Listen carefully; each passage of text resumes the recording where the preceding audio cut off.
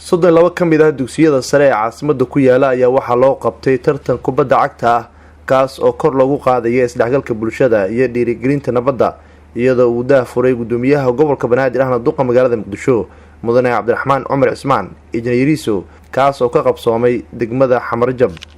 daahfurka tartankani ayaa waxaa ka soo qayb galay boqolaal ka mid ah qeybaha bulshada rayidka maamulka degmada Xamarjab iyo madaxda sportiska.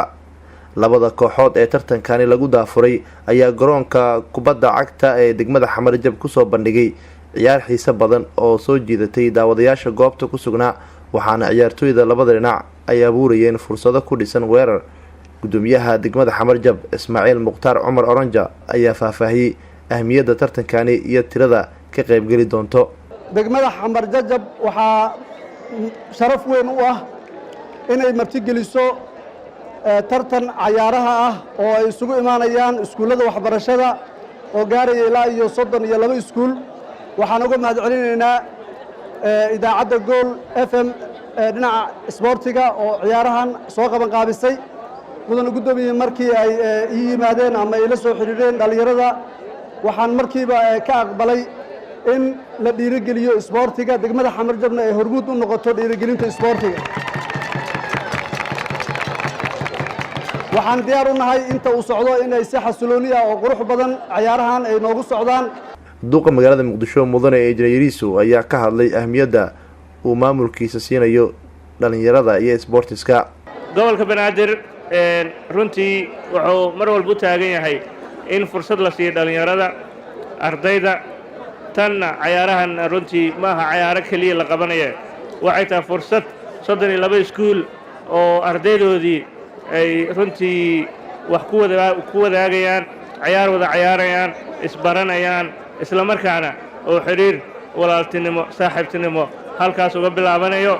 bulshadana midnimadeeda iyo wadajirkeeda wuxuu ka bilowdaa dhalinyarada iyo caruurta. annagana farxad weyn bay noo tahay inaan halkan idinkala soo qayb galno idinku dhiirigelino isla markaana rajaynayno in dhalinyaradan qaarkood ay noqon doonaan kuwii bari matali lahaa xulka qaranka Soomaaliya. dhanka kale gudoomiyaha gobolka Banaadir ahna duqa magaalada Muqdisho mudane Cabdiraxmaan Cumar Cismaan injineeriso ayaa ka qayb galay tartan kubadda cagta oo lagu dhiirigelinayay ciyaartooyda Soomaaliyeed kuwaas oo ay ku soo bandhigayeen xirfadahooda shiishka la xiriira waxaana ciyaaryahankii guuleysta la siinayay abaalmarin loogu talagalay. duqa magaalada Muqdisho mudane Cabdiraxmaan Cumar Cismaan injineeriso waxa uu sheegay in dhalinyarada Soomaaliyeed ay mudan yihiin fursado wax ku ool ah. dhalinyarada iyo isboortiga horumarkiisana waxaa qayb ka ah in laga fikiro dhan walba oo lagu xiiso gelin karo. tan waxay ka mid tahay waxyaalaha xiiso gelin kara ciyaartooyga dhiirigelin kara isla markaana keeni kara khibradiisa iyo aragnimadiisa inay kororto. adduunka waa aragteen wax lagu kala hormaray waxay tahay xirfadda iyo ciyaartooyga goolka marka uu dhalanayo marka uu baasayo skillskaas oo dhan waa kuwa ku yimaada hibadana qofka lama ogaan karo haddaan la tijaabin. Nuur Saciid Taaliil warbaahinta qaranka Soomaaliyeed magaalada Muqdisho.